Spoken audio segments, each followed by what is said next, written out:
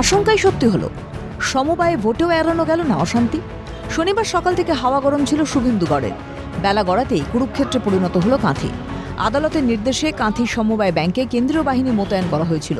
সেই উদাহরণকে সামনে রেখে কাঁথি কৃষি ও গ্রামীণ উন্নয়ন ব্যাংকের পরিচালন সমিতির ভোটেও বাহিনী মোতায়েন আর্জি জানানো হয়েছিল কলকাতা হাইকোর্টে, কিন্তু আবেদনে সাড়া দেয়নি উচ্চ আদালত। ভোট হয় রাজ্য পুলিশের নিরাপত্তায়। নির্বাচন চলাকালীন দফায় দফায় উত্তেজনা। আমাদের গায়ে এমএলএ সাহেবের গায়ে হাত তুলেছে, এইটা পুলিশের লোকটা আমাদের গায়ে। এটা মান্যতা নেই, এটা ফটো দেওয়া আছে, কিউআর কোড দেওয়া আছে, এটাকে মান্যতা দিচ্ছে না। স্যার বলতে গিয়েছিল, স্যারের গায়ে হাত দিয়ে কি করছে এটা?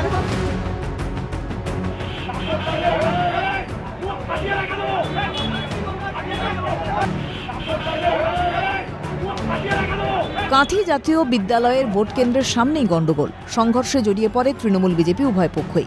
অভিযোগ পাল্টা অভিযোগে সরগরম হয়ে ওঠে পরিস্থিতি। সামাল দিতে গিয়ে হিমশিম খেতে হয় পুলিশকে। বিজেপি কর্মী সমর্থকদের দেখে পুলিশের সামনেই হুঁশিয়ারি দিতেও দেখা গেল অখিল গিরির ছেলে সুপ্রকাশ গিরিকে। বিজেপির অভিযোগ, সমবায় ভোটকে অশান্ত করছে তৃণমূল। ভোটারদের ভোটদানেও বাধা দেওয়া হচ্ছে। এক একজন বিজেপির কর্মীর পকেটে 5-6টা করে আধার কার্ড কেন? যদি শান্তিপূর্ণভাবে ভোট করবে, স্বতঃস্ফূর্তভাবে ভোট করবে, এক একটা বিজেপির কর্মীর পকেটে 5-6টা করে আধার কার্ড কিসের জন্য? পুলিশকে বলেছে ওগুলো ছাড়িয়ে নেওয়ার জন্য। এগুলো এরা শুধুমাত্র মিডিয়াতে টিকে থাকার জন্য এসব করছে। সাধারণ, আপনি গিয়ে সাধারণ মানুষকে জিজ্ঞেস করুন, গেটের সামনে দাঁড়ান, কেমন ভোট হচ্ছে জনসাধারণ দেখতে পাচ্ছে। প্রথম থেকেই অশান্তি, প্রচণ্ড অশান্তি করছে শাসক দল।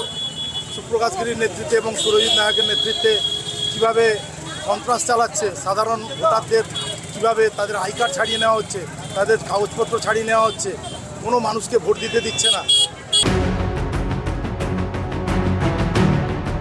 অন্যদিকে রামনগরে পুলিশের সঙ্গে বচসা অখিলগিরির। ধস্তাধস্তিতে অসুস্থ হয়ে পড়েন তিনি। হাতে চোট পান অখিলগিরি। জানা গেছে, এক ভোটার আধার কার্ডের জেরক্স কপি নিয়ে ভোট কেন্দ্রে যান।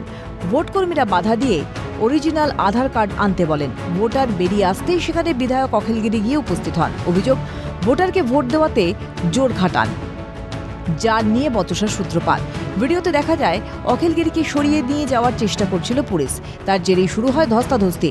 পরে পুলিশের বিরুদ্ধে ক্ষোভ উগরে দেন বিধায়ক। রামনগরে ব্লক স্বাস্থ্যকেন্দ্র প্রাথমিক চিকিৎসার পর ছেড়ে দেওয়া হয় অখিলগিরিকে। কাঁথি রামনগরের পাশাপাশি এগরাতেও অশান্তি।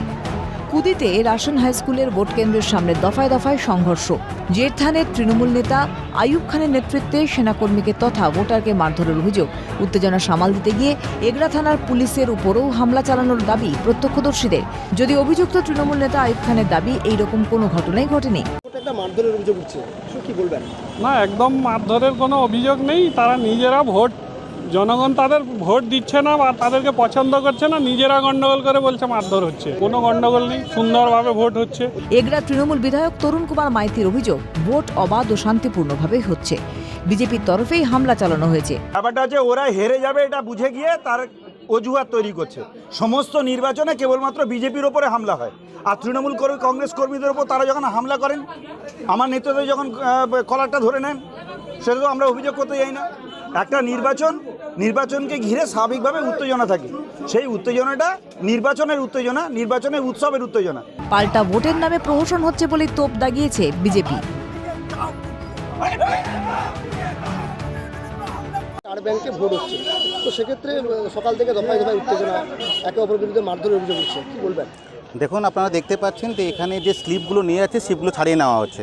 মানে ভোটের নামে ওরা প্রমোশন করছে, যাতে যে কোনো প্রকারে আমরা বাইক হোক আমাদের দিতে হবে। ওরা ওইভাবে ভেবে নিয়েছে, সব জায়গায় করছে, এটাও করতে চাইছে।